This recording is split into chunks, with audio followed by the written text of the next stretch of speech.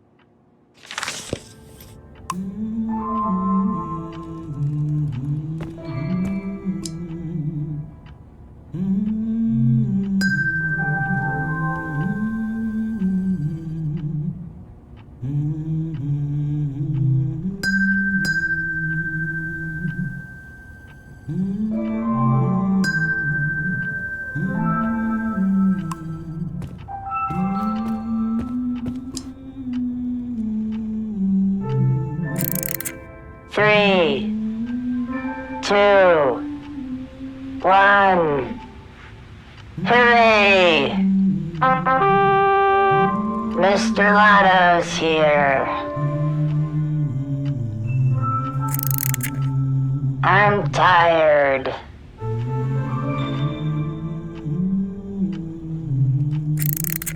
Three, two, one.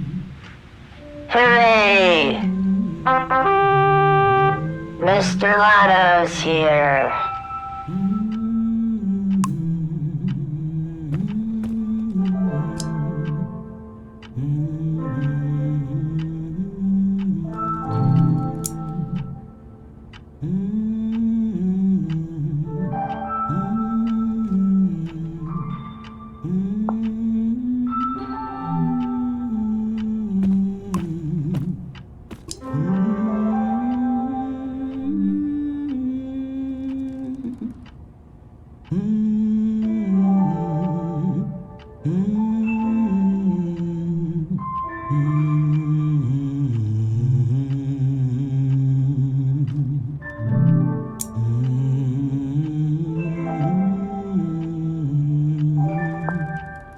My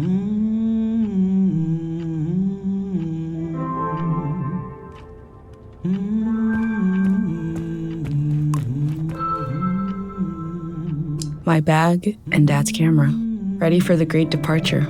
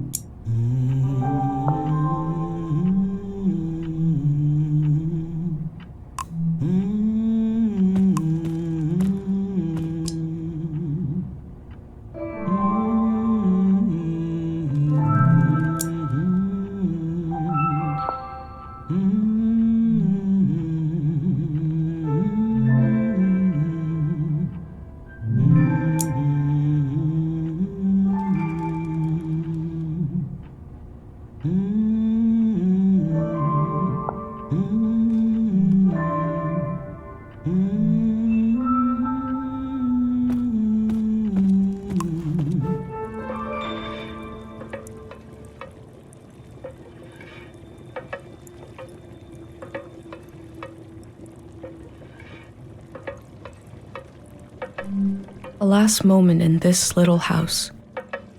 There used to be 3 of us here.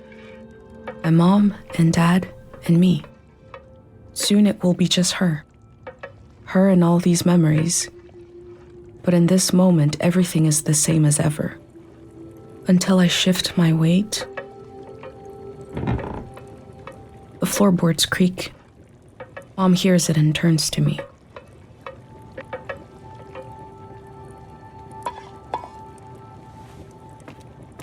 You're up. What are you doing standing there? Time to get going. It's gonna be a beautiful morning. I'm making progress. I found the burner, camera, recorder, travel bag. Breakfast is in progress. Still gotta make a pendant. We haven't used this in so long. Good thing I saved the instructions. Just as you would use a shield to protect your body, an identity pendant protects your mind. Your thoughts, memories, everything that makes you, you. We don't wear them here in the village anymore, but if you're going into the outside world, I'll feel better when you've got a pendant shielding you. Diseases of the mind, like the dream sickness.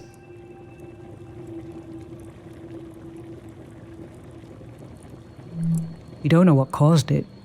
We heard people suddenly fell into an eternal sleep. These were years of wild rumors, and half of them turned out to be true. In times of war, a pendant can be used to identify a body. Let's skip that part. Objects have 2 layers, the physical and the mental. The pendant needs to absorb both. 1. Collect a sentimental object for each sense: sound, smell, feel, sight, taste. 2. Feel the sense and speak aloud a memory of the object. 3. Feed the object into the burner. The memory will leave the speaker as it is transferred to the pendant. That means I'll forget the memory after I say it. It's supposed to be painless, at least.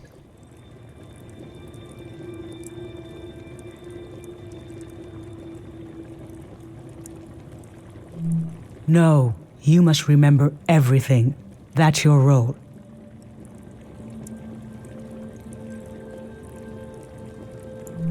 The pendant needs this little sacrifice. I want to be sure it works. Don't be afraid. A few memories is a small price to pay for knowing you'll be safe.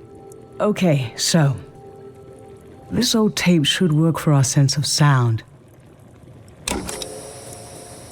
I remember.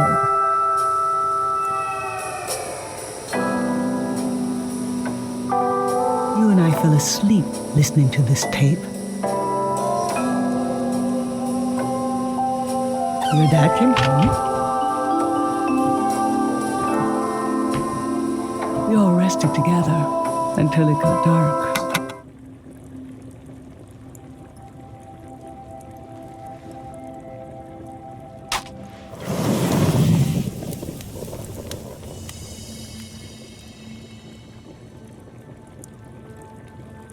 What an odd feeling.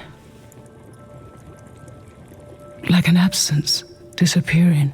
The empty space fills itself back in until I forget that I forgot anything at all. I'm glad I'm only losing a few memories. If I lost too many, I wouldn't even know who you are. You should pick the rest of the objects. I'll lose the memories, but you'll have them independent forever. So they should be important to you. They should be parts of your identity you want to be sure to protect. So think about what these items and what the memories would preserve about you. Let's do smell next. Find an object with a strong odor and that holds a piece of you.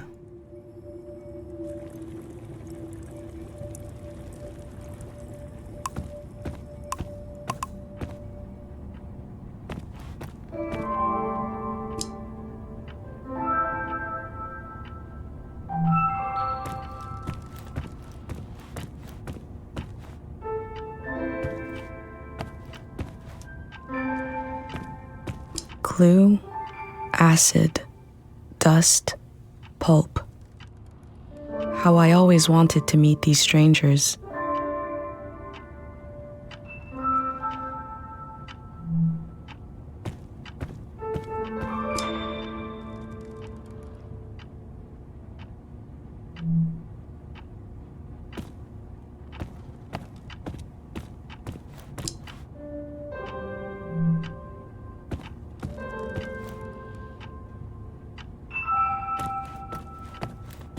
Nothing. I always looked for other worlds.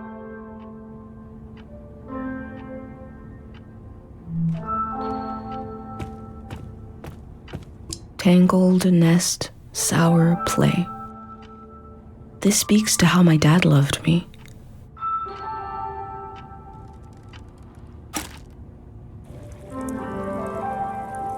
What did you choose for smell?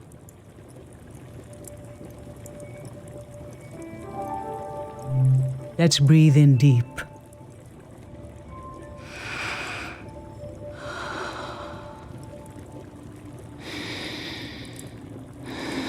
I remember. You used to take him everywhere with you. One night, you forgot him in the plaza. It was cold and rainy that night, but your dad leaped into action as if the doll was a real member of the family. I have this image of his face as he ran out into the storm, completely serious, no hesitation. And when your dad returned with the doll, I forgot for a moment that he's just fabric, stitched into the form of an animal. It felt as if he had a soul, because you'd projected one into him. What was dear to you was dear to us. That was... we were whole for a little while.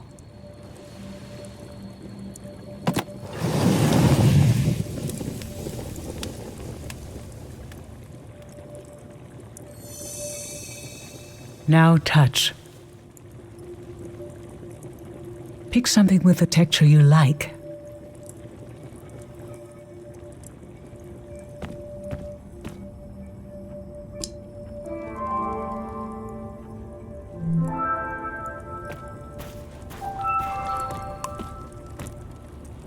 My hand in my own hand. This speaks to how my mom loves me.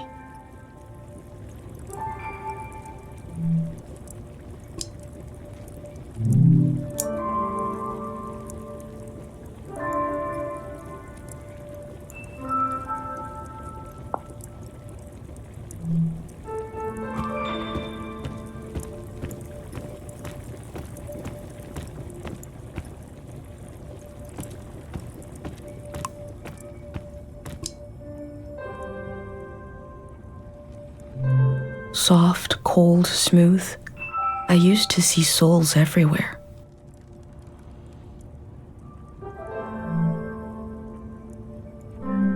Cool, round glass. I always wanted to experience new things.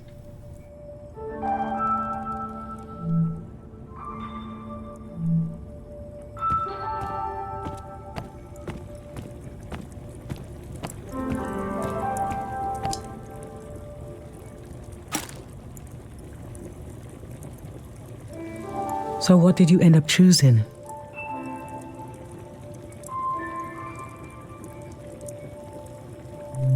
Okay, put your hand in the hand. Oh, I remember it so well. It's not as bad now, but in the old days, not many children lived long enough to grow up. We believed if a child could make it to the age of 9, they'd be all right. This print was made of your hand when you turned 9. Your father and I couldn't believe we really had a healthy girl. An old deep fear inside of me finally went away, and we saw you would just keep growing and growing, that everything was going to be okay.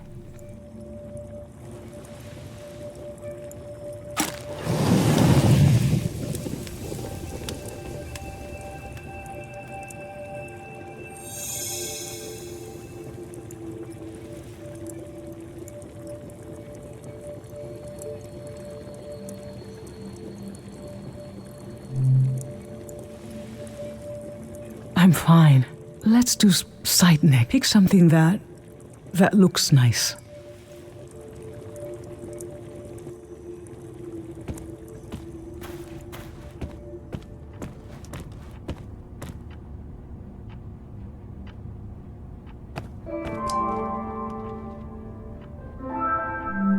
Mom and Dad before I was born. I was born in the glow of my parents' love.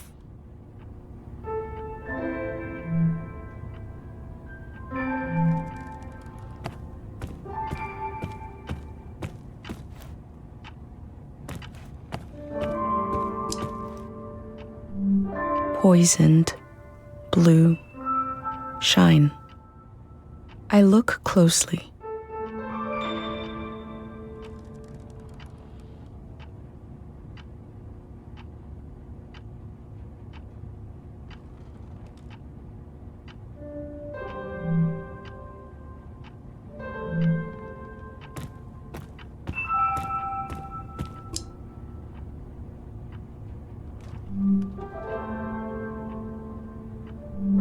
I was born in the glow of my parents' love.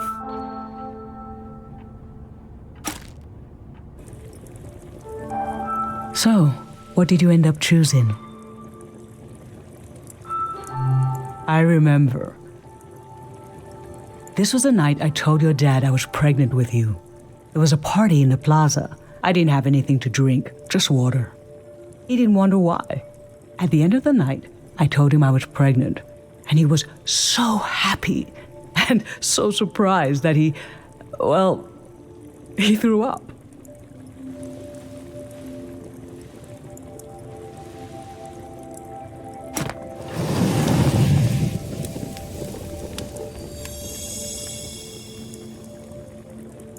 For taste, we can eat breakfast and feed some to the burner.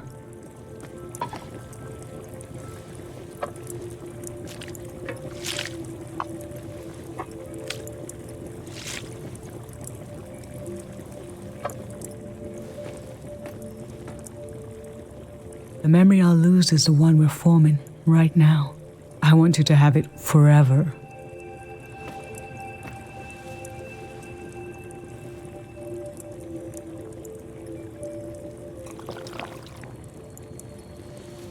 Standing here, you're having a last taste of home.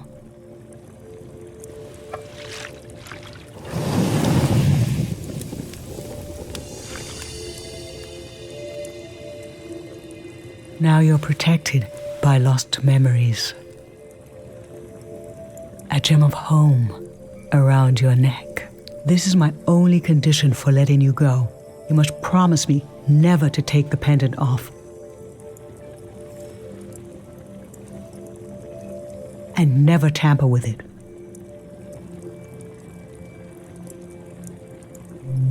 okay? Then I'm okay with you leaving. I think your camera and bag are still in your room. It's time to gather them up.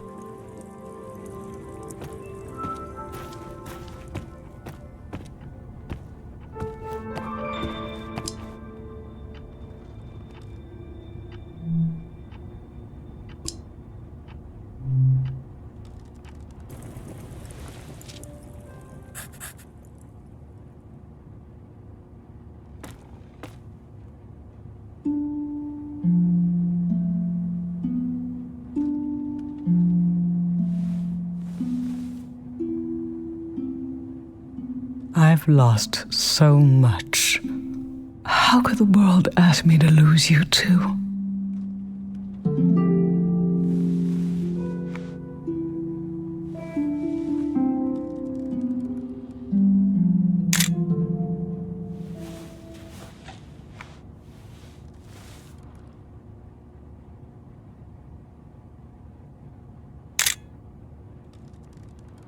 Look at us. There we are. There we were. We'll always be right here on this beautiful morning.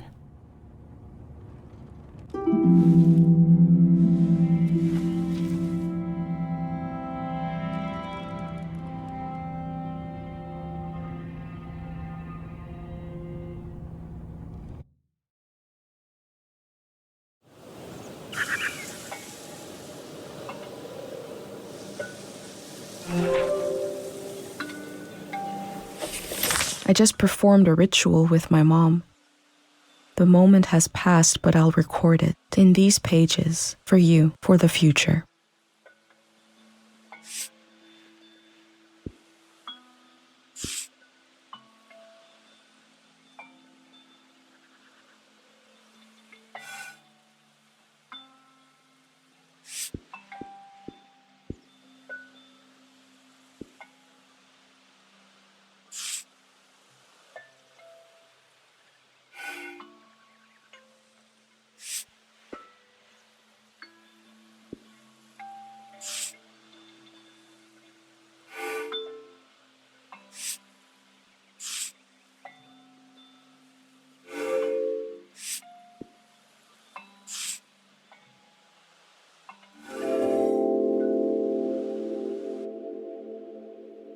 I never knew when my mom would share a memory of Dad while cooking, on a walk, with no warning. It knocked the wind out of me.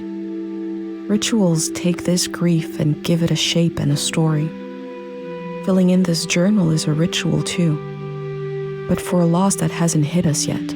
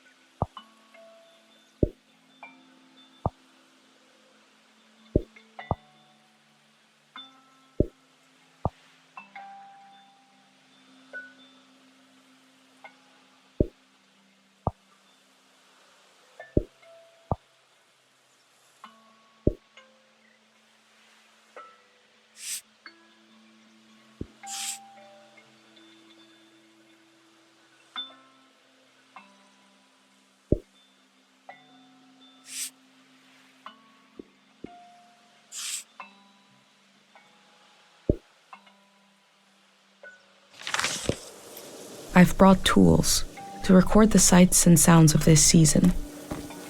I'll start by recording the only place I've ever known.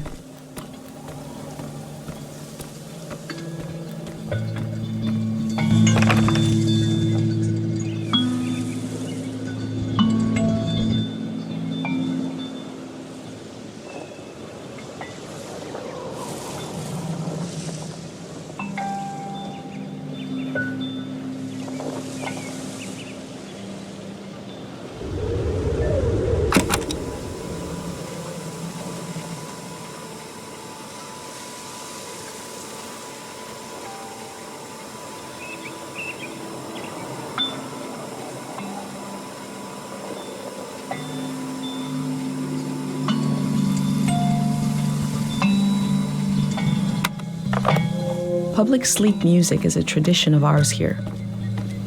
When the music ends, the village will begin to wake up.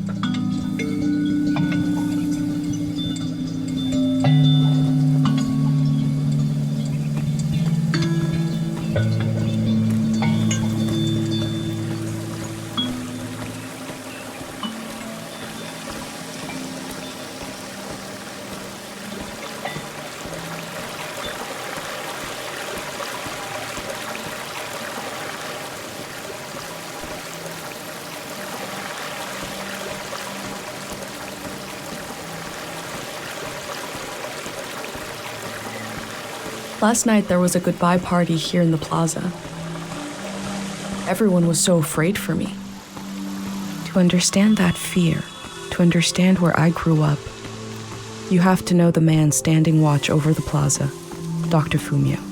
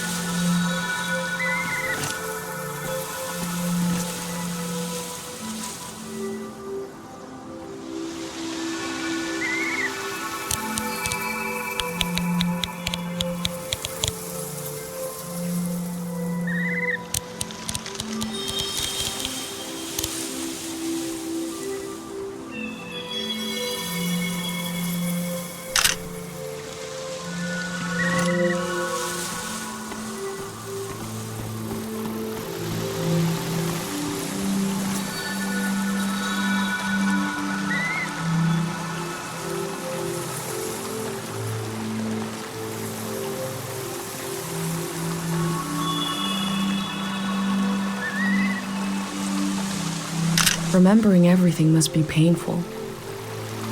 Dr. Fumio brought peace to so many people here. Dr. Fumio and his son founded Cairo back in 776. They live on through our traditions.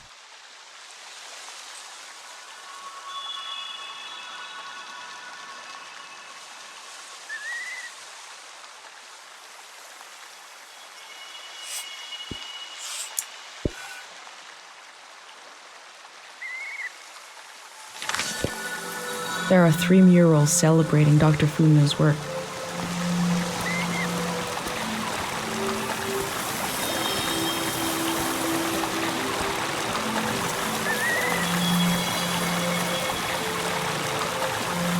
This is Dr. Fumio and his son.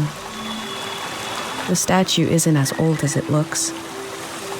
The artist wore it down to give it a feeling of ancientness and the authority that comes with it.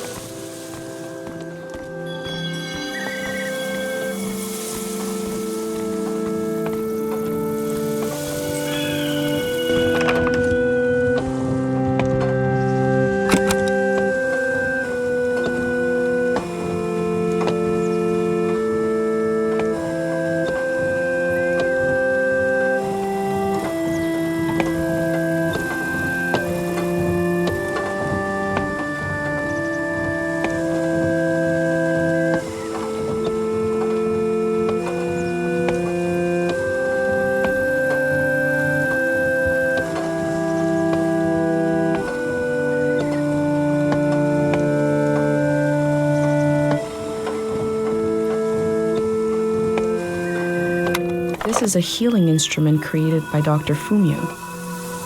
It draws on the pure mountain air.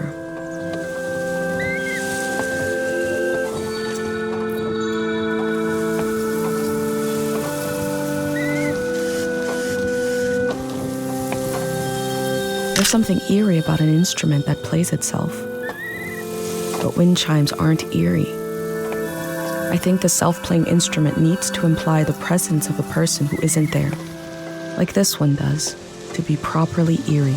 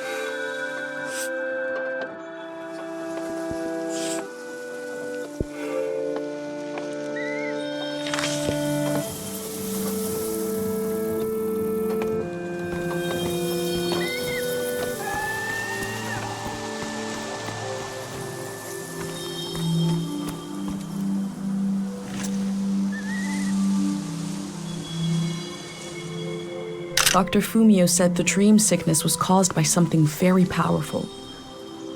He wasn't able to cure it.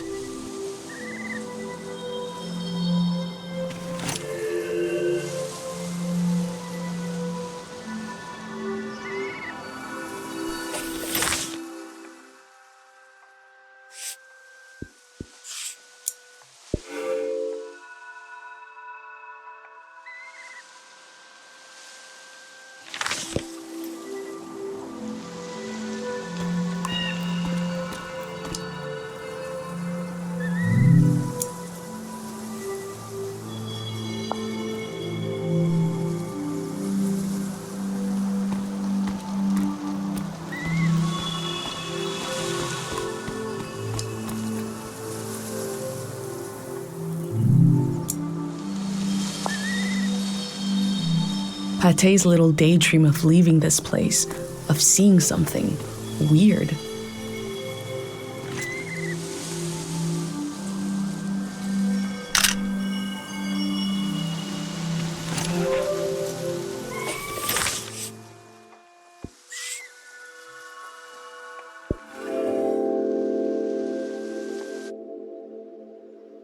A village that was created as a place to heal. Is that where my instinct to try to help comes from? It's so strange to imagine I'll be shaped by places and people I haven't met yet. So strange to imagine that I might feel at home somewhere else.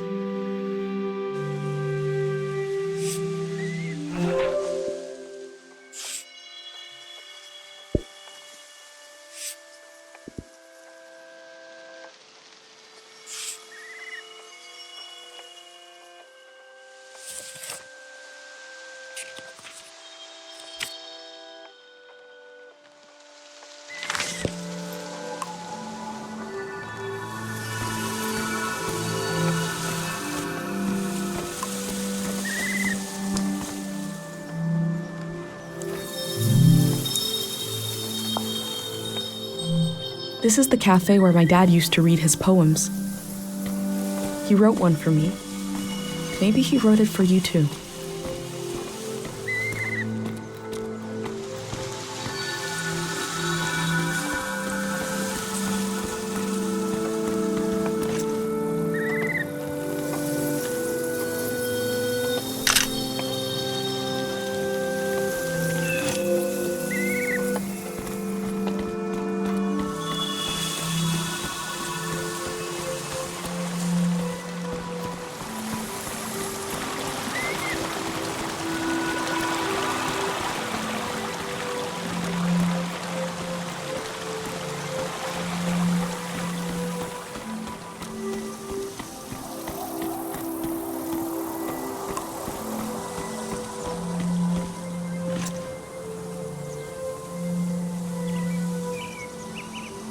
the elder sought out Dr. Fumio to cure her mother, who was suffering from time misperception.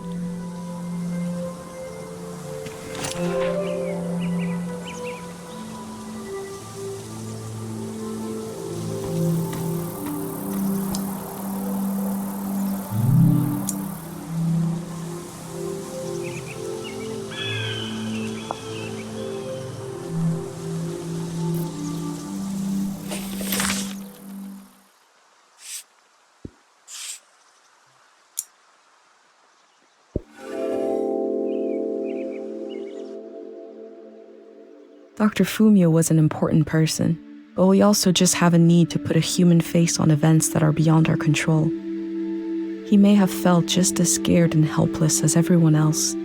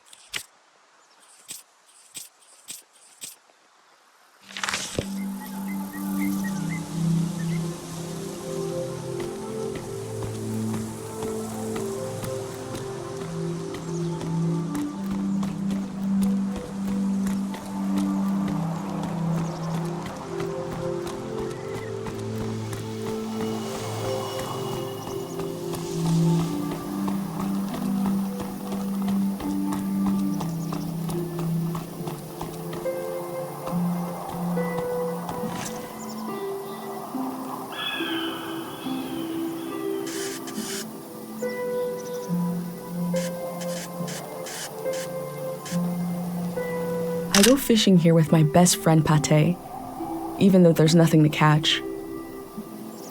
We both appreciate the silence.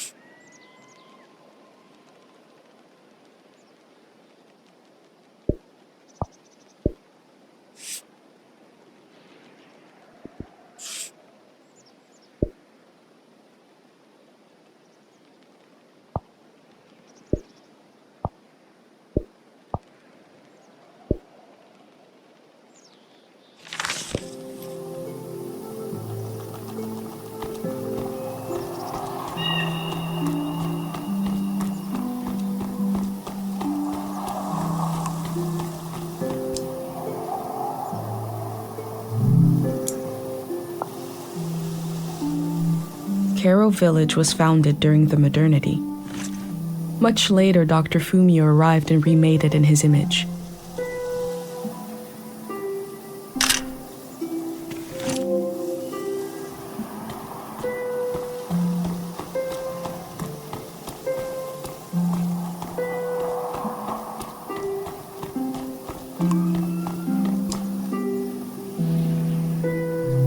This flower means you're in my thoughts. The morning after the search was called off for Dad, our doorstep was covered in them.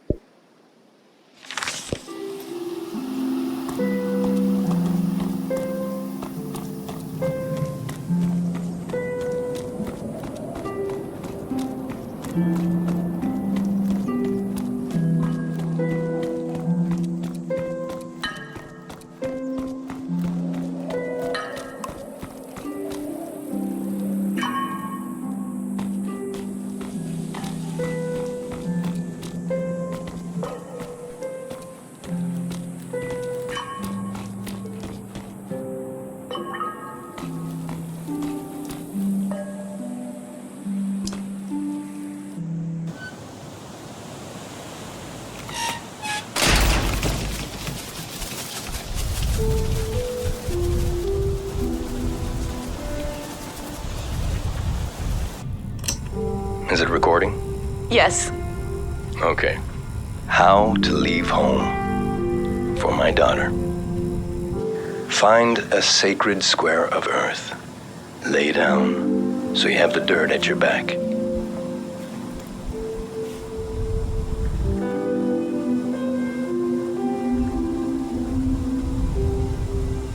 Close your eyes.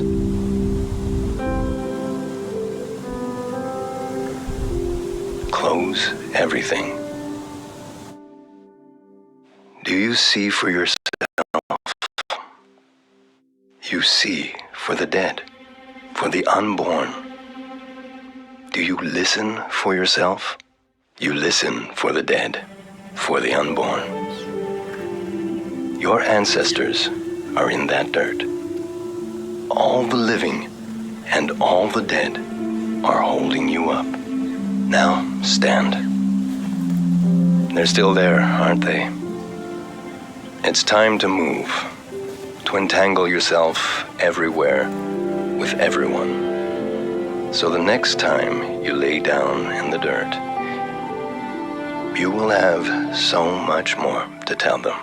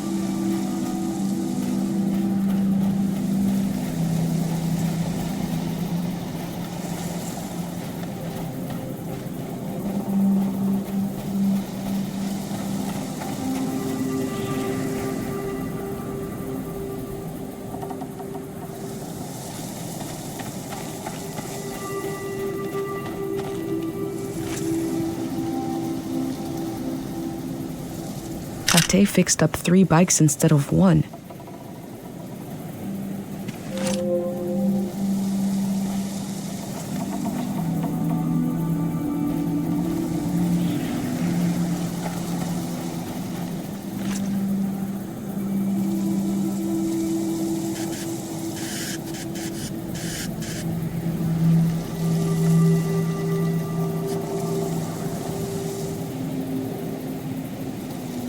These bikes were used by messengers a long, long time ago.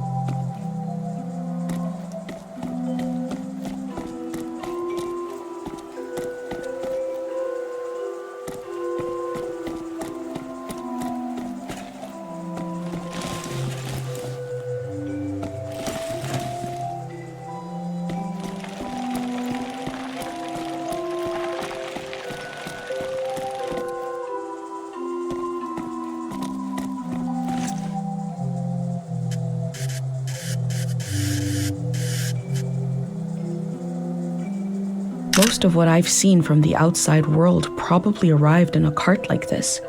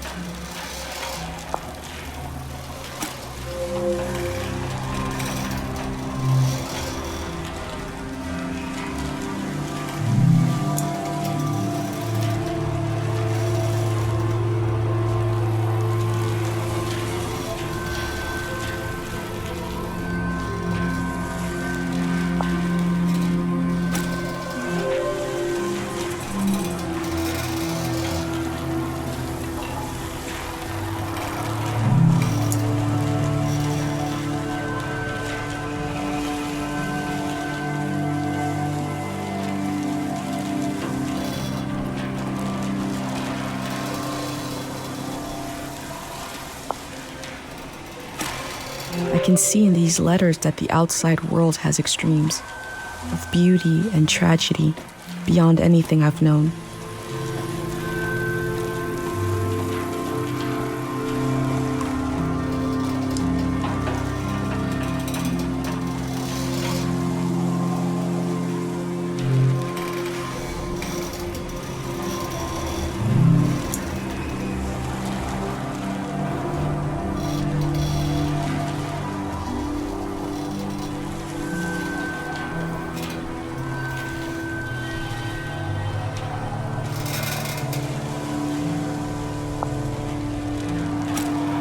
They were right.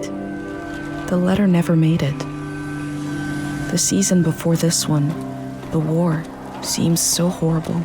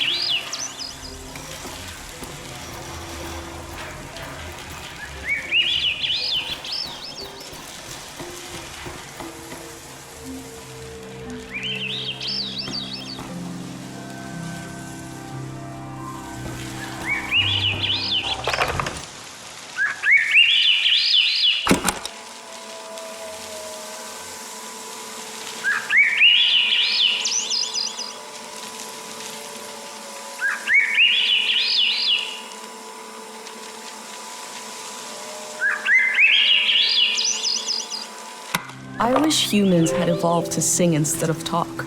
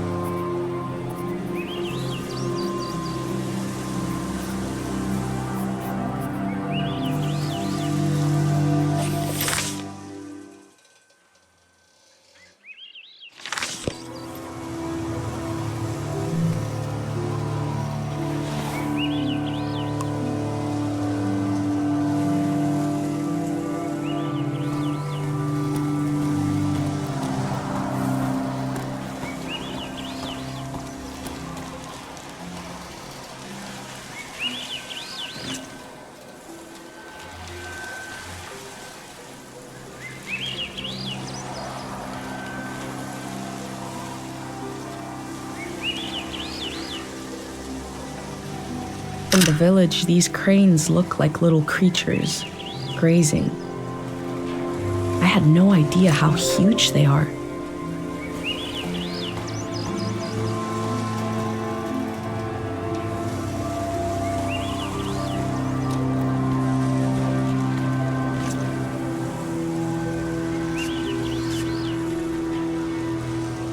I heard that village was abandoned because of a mind disease. Not every community had someone like Dr. Fumio to perform cures.